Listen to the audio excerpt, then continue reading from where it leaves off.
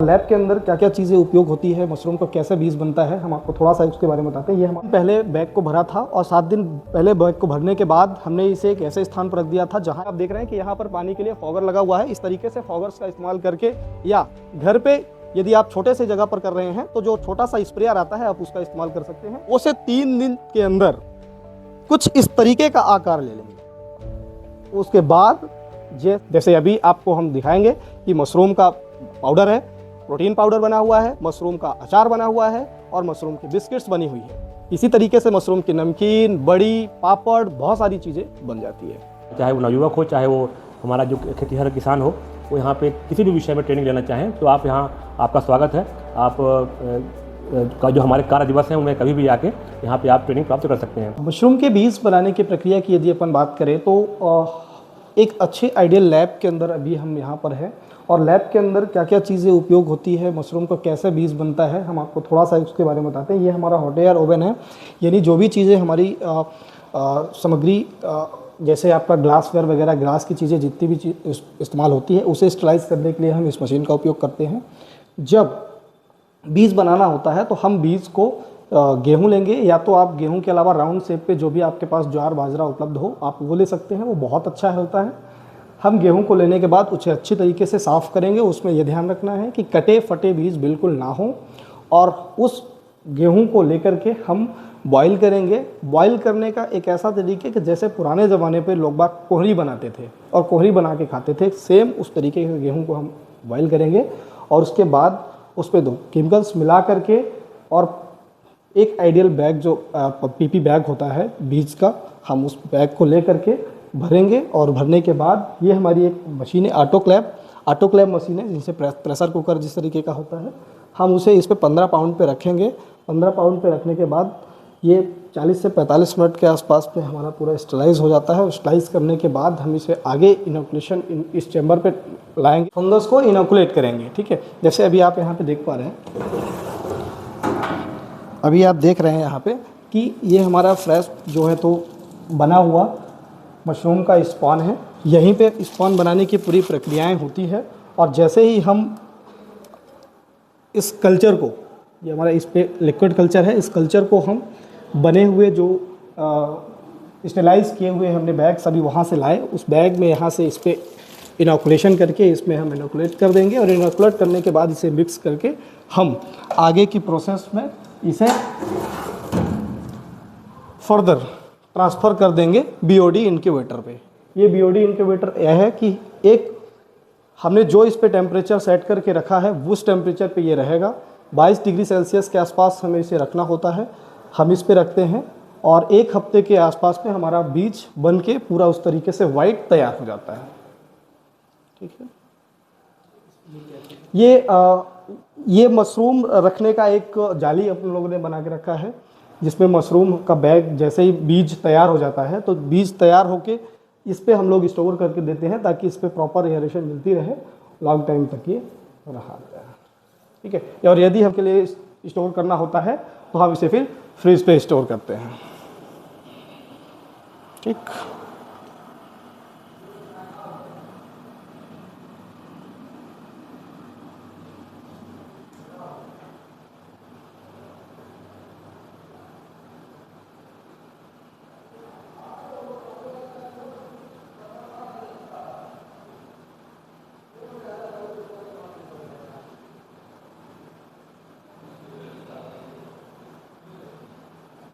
जैसा कि आप ये देख पा रहे हैं, ये हमारा बैग है और ये हमने 7 दिन पहले बैग को भरा था और 7 दिन पहले बैग को भरने के बाद हमने इसे एक ऐसे स्थान पर रख दिया था जहां एकदम बिल्कुल डार्क अंधेरा था और अंधेरे के बाद हमने इसे 7 दिन के लिए छोड़ा और 7 दिन बाद जिस तरीके से हमारा स्पॉन का बैग वाइट था उसी तरीके से ये पूरा बैग वाइट हो रहा है।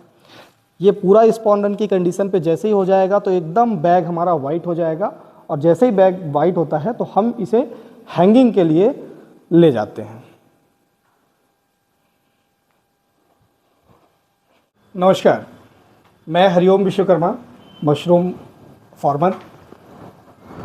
देखिए, इस प्रोसेस को पूरा यदि देखा जाए तो इसके लिए हमें कुछ सामग्रियों की आवश्यकता होती है और उस सामग्रियों को एकत्रित करने के बाद हम इस मशरूम उत्पादन इकाई बनाने के बाद उस पर सारा सेटअप बना के और मशरूम का उत्पादन ईजिली ले सकते हैं। ठीक है, मशरूम उत्पादन करने के लिए जो सामग्रियों की हमें ज़रूरत होती है, हम उस पर देखते हैं कि हमें सबसे पहले तो मशरूम का बीज यानी स्पॉन, बीज कहा जाता है, आप बीज लीजिए, उस बीज की आवश्यकता होगी, बीज, और साथ ही साथ इस जिस बीज को जिस आधार पर डालना है वो आधार चाहिए, जिसके लिए हमने यहाँ भूसा लेके रखा है। हमारे ज़िले पे आसानी से गेहूं का भूसा मिल जाता है, गेहूं का भूसा है या तो धान का पुआल है, बहुत ऐसी चीज़ें हैं जो आप ले सकते हैं। अब उसके बाद हमें इसको ट्रीटेड करने के लिए कुछ केमिकल्स की आवश्यकता पड़ती है, हम वो केमिकल्स लेंगे, जैसे कि आपको एक बावस्टीन चाहिए होगा, कार्बेंडाजिम पाउडर चाहिए होगा, और दूसरा चाहिए होगा फॉर्मल्डिहाइड। आधार को पैक करने के लिए, बनाने के लिए, एक साँचा आकार देने के लिए हमको पीपी बैग की आवश्यकता पड़ेगी। उस पीपी बैग का साइज़ आप अपने अनुसार ले सकते हैं, बाकी एक आइडियल 12 बाई 16 की पीपी बैग आप ले सकते हैं। और साथ में रबर बैंड, इस चीज़ की आवश्यकता पड़ेगी। बाकी जो भी चीज़ें हैं वो हम अभी प्रोसेस में आपको धीरे धीरे बताते हैं।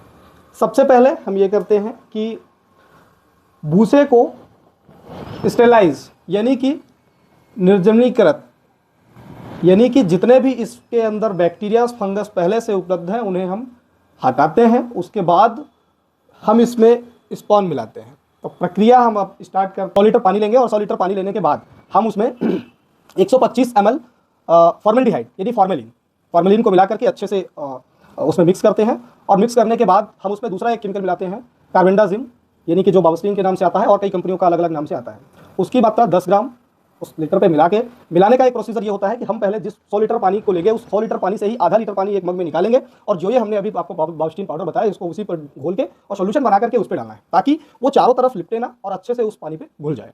ठीक है, देन इसके बाद हम फिर ये करते हैं कि जो हमारे पास भूसा है उस भूसे को लेंगे और भूसे को उस ड्रम में डालते रहेंगे।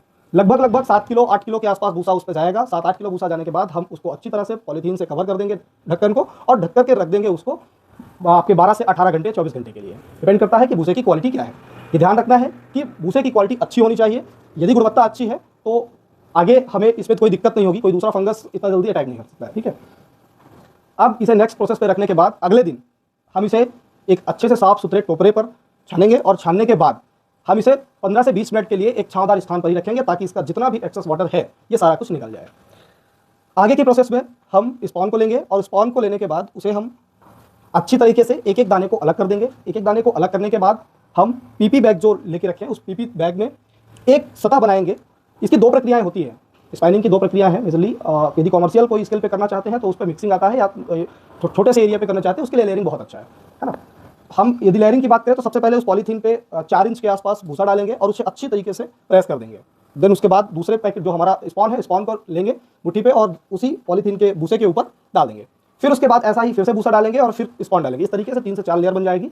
और उसके बाद हम इस बैग को अच्छे से टाइट कर देंगे।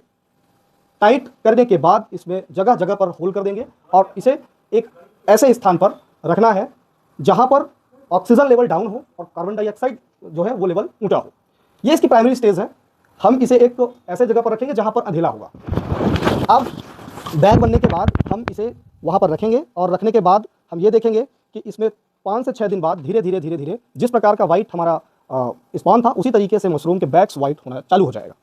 जब हमारा पूरा बैग वाइट होने दिखने लगे, कंप्लीट हो जाए, तो हमें यह ध्यान रखना है कि अब इसका माइसीलियम रन कंप्लीट हो चुका है। अब इसे दूसरे चरण पर जहां पर मशरूम की फार्मिंग करना है, जैसे आप ये हट देख रहे हैं, इस तरीके के स्ट्रक्चर्स पे लाना है और उसे हैंग करना है।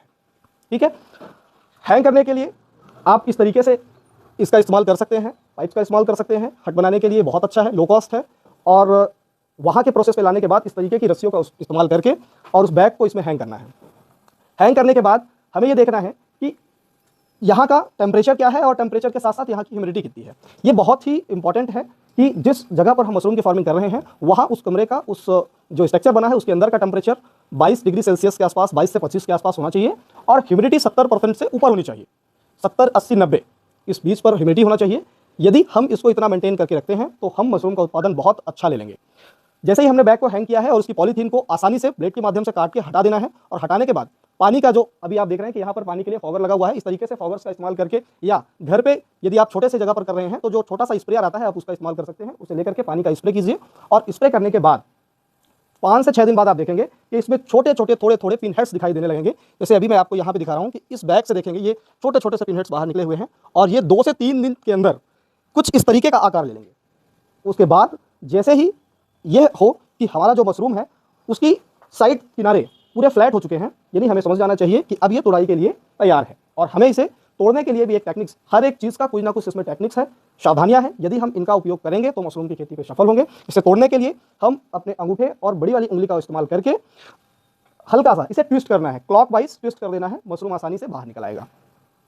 ठीक है, उसके बाद फिर हम इसे पैकेजिंग करके और अच्छे मार्केट्स पे बेच सकते हैं, या इसके बहुत सारे उत्पाद हैं उसे भी बना सकते हैं। इससे मतलब ये कौन से मार्केट में जाता है, मतलब जैसे तुड़ाई करनी है हमने, हाँ। और इसके बाद कुछ सुखाना है, इसे कुछ क्या करना है इसके बाद? देखिए, इसे हमें तोड़ने के बाद यदि हमें मार्केट पे सेल करना है तो उसके लिए हम एक बॉक्स आता है पीपी का, जिस पे आपने देखा होगा कि अंगूर वगैरह पैक होते हैं, वो बहुत अच्छा होता है। इसके लिए हमने इसका इस्तेमाल करके मार्केट पे सेल आउट किया है, देखने पे भी बहुत अच्छा है। और दूसरा चीज़ उसमें ये चीज़ है कि मशरूम हमारा दबता नहीं है, यानी कि जो हम ट्रांसपोर्ट करते हैं, ट्रांसपोर्ट के दौरान पर मशरूम हमारा दबता नहीं है, उसकी क्वालिटी बहुत अच्छी रहती है। तो मार्केट में करने के लिए हम ये इस्तेमाल कर सकते हैं। और दूसरा, यदि मार्केट पे सेल आउट नहीं हो पा रहा है, उस स्थिति में आप इसका ये कर सकते हैं कि तुड़ाई करने के बाद आप इसे हल्का छांवदार स्थान पर पे, या तो आपके पास ड्रायर हो तो बहुत अच्छा है, उस ड्रायर में आप इसे ड्राई कीजिए और ड्राई करने के बाद आप इसे पाउडर पे कन्वर्ट करिए। और पाउडर पे कन्वर्ट करने के बाद आप इसे ढेर सारी जितने वैल्यू एडेड प्रोडक्ट हैं सब कुछ बना सकते हैं। जैसे अभी आपको हम दिखाएंगे कि मशरूम का पाउडर है, प्रोटीन पाउडर बना हुआ है, मशरूम का अचार बना हुआ है और मशरूम की बिस्किट्स बनी हुई है। इसी तरीके से मशरूम की नमकीन, बड़ी, पापड़, बहुत सारी चीज़ें बन जाती है। यदि वो शौकीन तौर पर करते हैं तो वे एक अलग चीज़ हो जाता है, लेकिन यदि वो इसे अपना व्यवसाय के रूप में बनाना चाहते हैं तो 20x10 का 20x10 या 20x15 का यदि एक हट है, उस पर व्यवस्थाएं बहुत अच्छी बनी हुई हैं। जैसे आप यहाँ पर देख रहे हैं, पानी के लिए फॉगस लगा हुआ है, प्रॉपर टेम्परेचर यहाँ मेंटेन रहेगा। और यदि एक बैग के देखा जाए तो एक बैग में लागत 17 से 20 रुपये या 22 रुपये के आसपास आती है। और यदि 1 महीने के बाद आप इसमें देखेंगे तो 1.5 से 2 किलो के आसपास मशरूम निकलता है, यानी कि 200 रुपये किलो मार्केट का रेट मशरूम का चल रहा है। आप यदि इससे 2 किलो निकालते हैं तो 400 रुपये में ये सीधे बैग कन्वर्ट हो जाता है ना। तो 17 रुपये की या 20 रुपये की लागत लगने के बाद ये बैग 1 महीने के अंदर ये 400 रुपये आपको दे के जाएगा। देखिए, इसमें जो आपको दिख रहा है कि कांस और पुआल का जो है तो मिक्सर बना करके एक टटिए बना करके इस पूरे हट में लगाया गया है। इसका एक रीज़न है कि गर्मियों के समय पर जब टेम्परेचर बहुत ज़्यादा हो जाता है तो हम इस हट को पूरा गीला कर देते हैं, ताकि इसके अंदर का जो टेम्परेचर है वो डाउन होकर के यहाँ का इन्वायरमेंट इसके अनुकूल बना देता है। तो इसके लिए हम लोग इसका इस्तेमाल करते हैं और ये बहुत अच्छा है गर्मियों में मशरूम की खेती के लिए।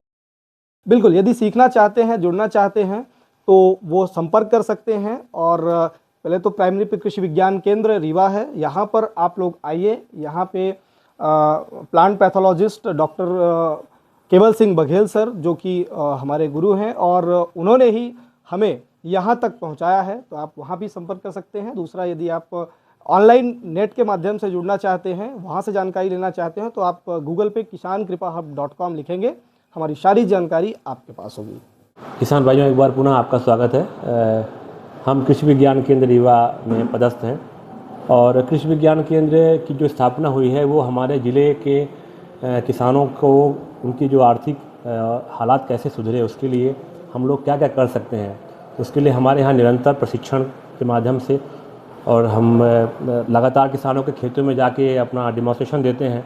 जो नवीन तकनीकियाँ हमने कहीं अपने देश में या कहीं भी प्राप्त की हैं और जो हमारे ज़िले के लिए उपयोगी हैं, उनका हम लोग परीक्षण और प्रदर्शन और ट्रेनिंग तीनों हम लोग करवाते हैं। किसान भाइयों, अगर आपको हमारे यहाँ ट्रेनिंग लेना हो तो हमारे यहाँ 10 विषय के अलग अलग विशेषज्ञ हैं और आप यहाँ पे सभी कार्यक्रम निःशुल्क होते हैं। अब कोई भी किसान बंधु हमारा, चाहे वो नवयुवक हो, चाहे वो हमारा जो खेतीहर किसान हो, वो यहाँ पे किसी भी विषय में ट्रेनिंग लेना चाहें तो आप यहाँ, आपका स्वागत है। आप का जो हमारे कार्य दिवस हैं उनमें कभी भी आके यहाँ पे आप ट्रेनिंग प्राप्त कर सकते हैं।